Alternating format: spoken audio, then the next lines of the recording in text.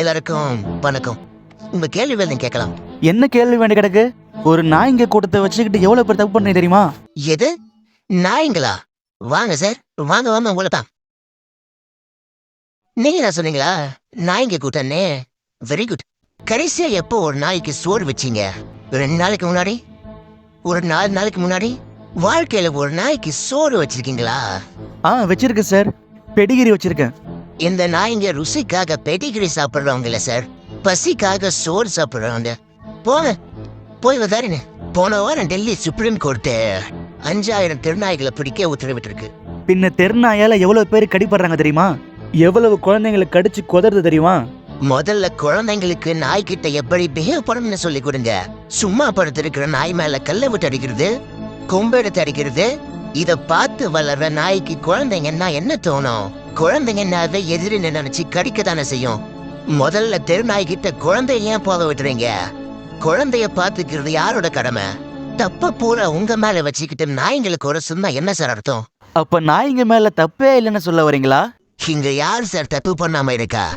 Already உள்ள மனுஷன் சின்ன குழந்தைய ரேப் பண்றான், கொடி போதையில வயசான பாட்டிய ரேப் பண்றான், இன்னும் அசிங்கமா அனிமல்ஸ் ரேப் பண்ற விஷயம் எல்லாம் இந்தியாவில தான் அதிகமா நடக்குது. உங்களுக்கு என்ன சார் ஈஸியா சொல்றீங்க? உங்க வீட்டு குழந்தைய நாய் கடிச்சா அப்ப தெரியும். இந்த உங்க வீட்டு குழந்தை நாய் கிடைச்சா அப்ப தெரியும் தற்கொலைகளுக்காகவே ஒரு வீடியோ வச்சிருக்கேன். அந்த வீடியோ பாருங்க.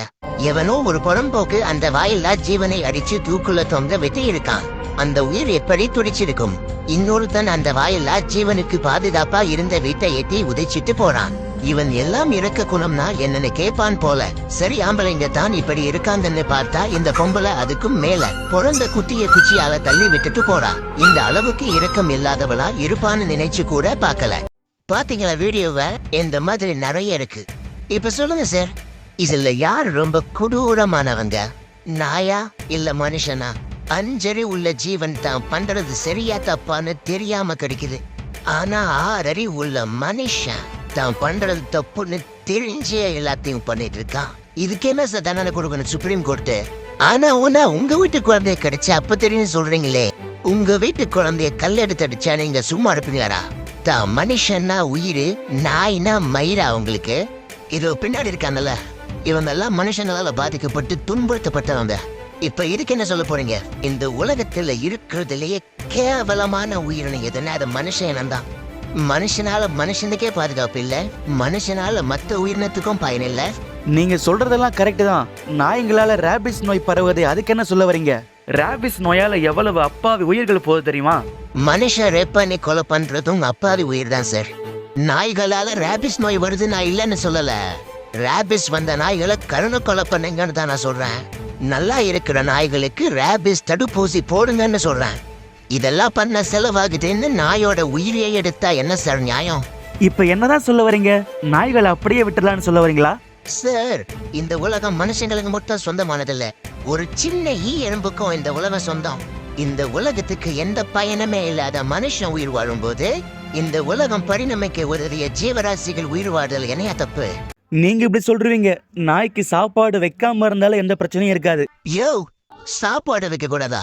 ஒரு சின்ன எறும்போட பசி அத்த அரிசி மாவுல கோலம் போட்ட ஊழி ஆயுது. ஆனா இப்ப நாய்க்கு சோறு வச்சு அதை குற்றன்னு சொல்ற ஊராகிடுச்சியா?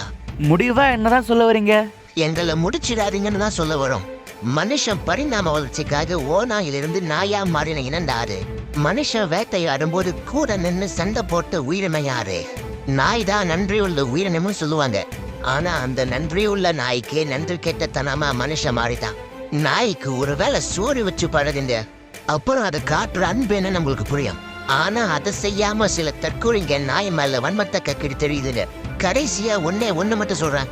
இந்த உலகம் எல்லா உயிர்களுக்கும் பொதுவானது. அதை புரிஞ்சிக்காம நான் தான் புளுத்தி எந்ததான் வளர்த்தின்னு சொல்லிட்டு இருந்தா இந்த உலகத்துல எந்த உயிருமே மிஞ்ச போறதில்ல. இன்னும் 8 வாரத்துல டெல்லியில இருக்கிற எல்லா நாய்களையும் புடிச்சிருவாங்க. அதுல எத்தனை நாய்களோட உயிர் போக போகுதுன்னு யாருக்கும் தெரியாது. நாங்க ஏதோ தப்பா பேசியிருந்தா உங்ககிட்ட கை கூப்பி மன்னிப்பு கேட்டுக்கிறோம்.